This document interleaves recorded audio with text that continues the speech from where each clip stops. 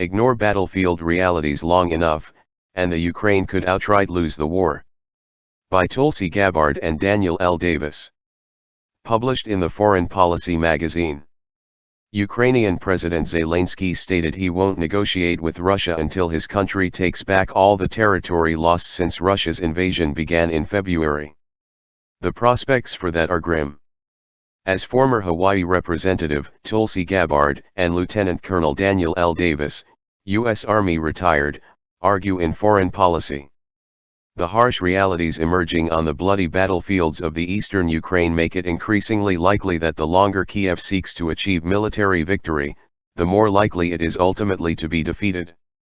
While the West, particularly the U.S., has sent billions in military aid, a Ukrainian official suggested they need 1,000 howitzers caliber 155 mm, 300 multiple launch rocket systems, 500 tanks, 2,000 armored vehicles, and 1,000 drones.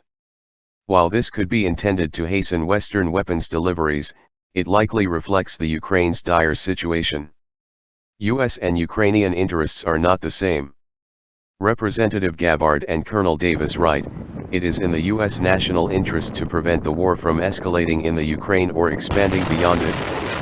Avoiding the risk of direct US-Russian or NATO-Russian confrontation is vital because of the dire global consequences of a nuclear war.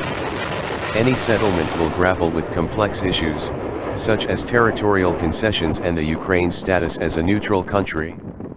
As unpalatable as the options are, they become harder to swallow the more gains Russia makes on the battlefield, as is almost certain to happen in the Battle of Donbass," the authors argue.